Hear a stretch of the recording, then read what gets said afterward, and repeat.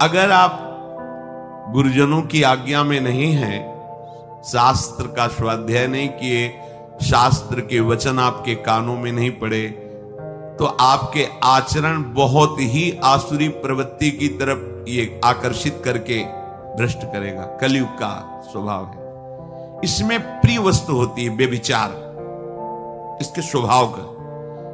प्रिय वस्तु होती है नशा करना, भांग, शराब, ड्रग्स आदि जो भी नशा करना, व्यभिचार करना और जुआ खेलना। कई तरह से जुआ खेलना होता है। दूसरों के धन का अपहरण करना और दूसरों को दुख पहुंचाना, हिंसा करना, ये इसका स्वभाव है। इसका स्वभाव है। जैसे कालिया नाग ने भगवान से कहा था कि प्रभु मुझे दोष मत देना कि मैंने आप पर प्रहार किया, क्योंकि मेरा स्वभाव आपने ही बनाया है। बहुत वर्षों के बाद भी बदला लेने का स्वभाव मेरा होता है और वो आपके द्वारा ही रचा गया है। इसलिए आप नाराज मत होना कि मैंने आपको बांधा अपने नागपाश में, आप पर प्रहार किया। तो ये कलयुग का स्वभाव है। अगर आप भगवद आश्रित नहीं हैं तो शराब पीना आपको बुरा नहीं लगेगा। देखो, सब कोई जानता है। जब हम यहां से बोलते हैं तो कोई कह सकता है कि ये निषेध क्यों कर रहे हैं, लेकिन आप अपने हृदय में बैठ करके थोड़ा विचार कीजिए, क्या ये आपका स्वास्थ्य बढ़ा देगा? कितने ऐसे हमारे सामने आए हैं जिनके लीवर खराब हो गए, जिनका जीवन खत्म हो गया, उनके परिवार के जन भी हैं। हितदाम में जब दिया कि बहुत शराब पी, अब तो डॉक्टर ने कहा अब मरने, और कुछ दिनों में पधार गए। देखो, क्या आपका स्वास्थ्य इसमें अच्छा रहेगा? नहीं।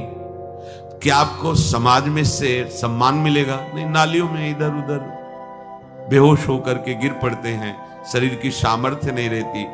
तो इससे क्या परमार्थ बनता है? नहीं। इससे क्या धन की प्राप्ति होती? नहीं।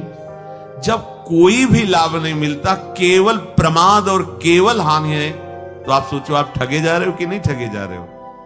व्यर्थ में आप ऐसे आचरण करते हो जिससे आपके जो पुत्र हैं, परिवार के जन हैं, वो आपसे असंतुष्ट रहते हैं। अगर कहीं वो आपका अनुगमन कर ले तो वो भी पतन के मार्ग में चले गए। किसी भी असत क्रिया से कभी शांति नहीं। प्यारे समझो, ये कलयुग का स्वभाव है। यदि आप प्रभु का आश्रय नहीं लिए, सत शास्त्रों का स्वाध्याय या श्रवण नहीं करते, तो आपको शराब पीने में हिचक नहीं होगी, क्योंकि स्वभाव है कलयुग का। मांस खाने में हिचक नहीं होगी, व्यभिचार करने में हिचक नहीं होगी, चोरी करने में हिचक नहीं होगी, हिंसा करने में हिचक नहीं होगी, जुआ खेलने में हिचक नहीं। ये उसका स्वभाव है और उसका प्रभाव है कि आपकी एक भी नहीं चलेगी, वो अपने प्रभाव से आपको बलात् रौंद देगा। इसलिए हित सजनी स्वरूपा महाप्रभु कह रहे, पाए जान जगत में सब जन कपटी कुटिल कलयुगी टंचु।